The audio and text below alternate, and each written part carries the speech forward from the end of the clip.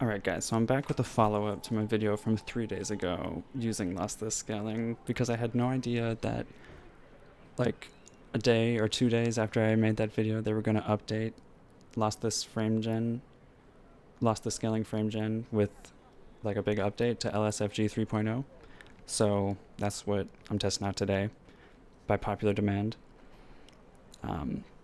There's a lot of improvements made, like latency. The biggest improvements are made to latency and to performance and to image quality as well. So I'm going to test that out in the same scene that I did in my last video, and also in Counter-Strike 2.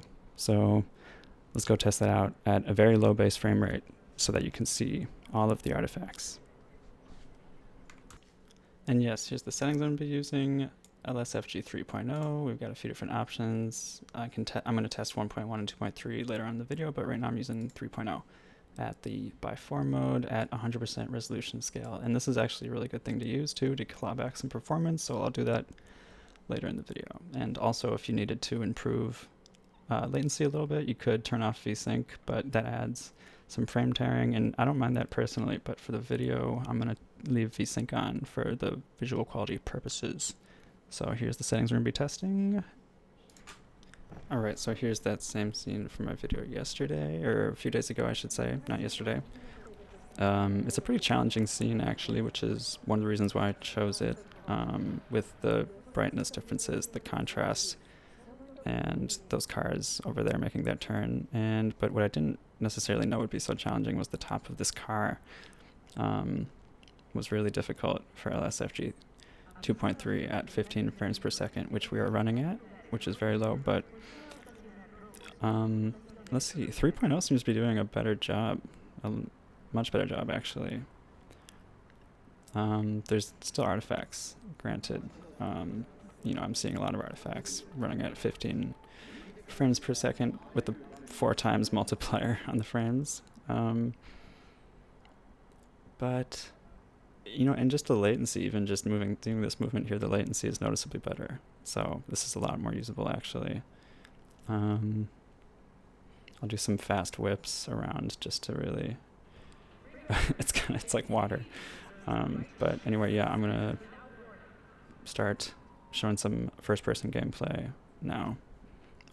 Well, actually, why don't we compare it first to the other versions, now that I'm able to record my screen. So here's 3.0. This is what it looks like. I'll just do some smooth pans. Okay, so that's 3.0. I'll switch to 2.3 now. Alright, and here's 2.3. Oh yeah, I'm definitely seeing some more of those artifacts again. I kind of forgot how much worse it was, because I've been doing some testing earlier today with 3.0. Wow, yeah, there's a lot more artifacts with 2.3. And here's the fast whips. It kind of, wow, yeah, with the latency is definitely noticeably better. And it almost looks like the camera like stops with this one, but with 3.0, it, you know, never really seemed like the camera was just like freezing in place like this one does. So yeah, I'm definitely noticing better latency with 3.0 versus this, which is 2.3. So now let's switch to 2.3 with performance mode, because that's the other thing. 3.0 actually has better performance than 2.3, and it's closer to 2.3 in performance mode. So that's probably a better comparison point. So let's compare that. Alright, so here's performance mode. Yeah, it's definitely worth it. Well, you know, the top of the car almost looks less noticeable, but I think that might just be because the whole frame has more artifacts. Yeah, never mind. You know, it's not that much worse, I guess, from this perspective, but I don't know, just from my experience with other games and trying the performance mode, which I've had to use most of the time actually to get, you know, good enough base frame rates.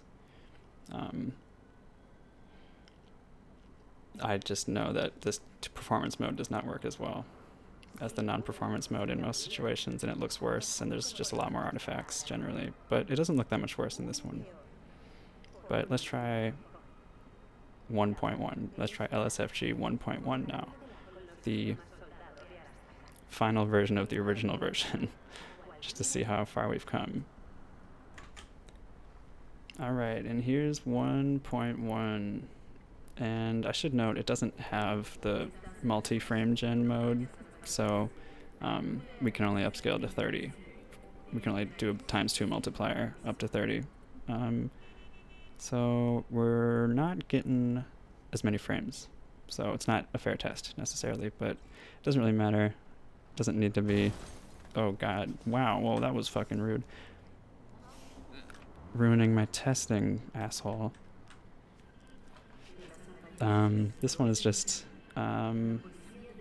noticeably more artifact ridden. And you know, they all have similar artifacts. That's kind of why I'm interested in comparing all the different frame gen mode things, but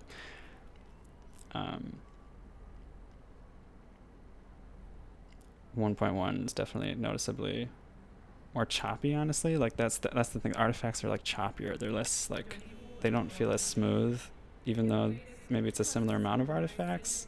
It's like there are artifacts and then it also looks choppy. So that's what I like about 2.3. So let's go test something else.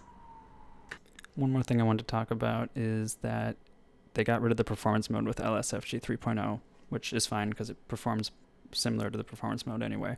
But to get back even more performance, a really good way to do that, and a name that's kind of confusing. I saw the developer say he's going to rename it because it's kind of a confusing name. This resolution scale option here, it does not actually adjust the resolution of the frames delivered. They're the same resolution. It just adjusts the resolution of the motion interpolation, apparently, like the resolution at which it evaluates the frames to detect motion or something. But anyway, so the developer said it's a really good way to get back some performance. So I tested that out and it works really well. I mean, even just lowering it to like 80 or like 75 or something, like, you know, it gets a lot of performance back, but especially going down to 50, like when you're doing multi-frame gen, helps keep your base frame rate really high. And I'm willing to lower it to 50 so much because there's like, I don't notice visual artifacts from it. Like I don't notice hardly any, like especially at 75. At 50, around like my gun, maybe there's like a few more artifacts, but it's so unnoticeable that I'm almost willing to just always have it at 50 no matter what. And so I'm going to just walk around, maybe get into some fights in Night City, run at 30 FPS with 4 times multi-frame gen at 50% motion resolution scale, which gets a lot of performance back. It performs really well at this. So I really encourage you to use the resolution scale option to keep your base frame rate as high as possible. And I think you'll see that the artifacts are not too bad, especially when I play at 30 FPS now instead of at 15, like in my other videos. So let's test that out.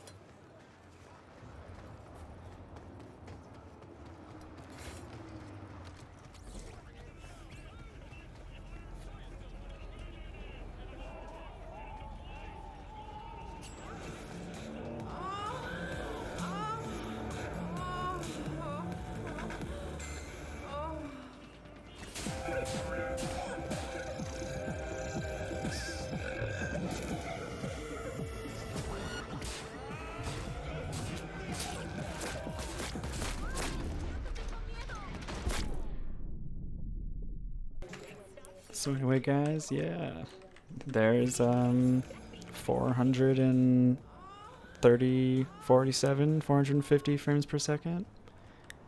GTX 1080 Ti officially gets 450 frames per second on ultra settings in Cyberpunk. Pretty awesome. Pretty awesome if you ask me.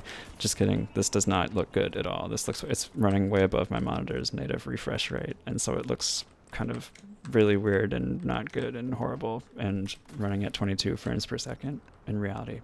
So, but when I was playing the game earlier at 30, with the by 4 frame interpolation up to 120, so from 30 FPS to 120 FPS, that was surprisingly responsive and surprisingly visually cohesive.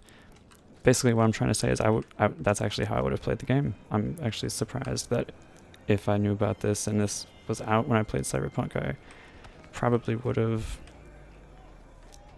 I don't know, turned the resolution up or something. I don't know, but I'm trying to say it worked really well. I could have played the game like that. It was really surprising. So that was cool. And the ×10 multiplier, pretty cool too. Maybe that's useful for something, but for me, the by 4 multiplier is really helpful. Yeah, if I wanted to play at 30 FPS, which was surprisingly usable. But otherwise, maybe I would probably just stick with the by 2. I don't know. I don't really use it that much. It's mostly curiosity, but anyway, that's the test. Let me know if you want to see any other tests with lossless scaling. I'm planning on testing the LS1 upscaler because I'm curious about that. But yeah, anyway, peace.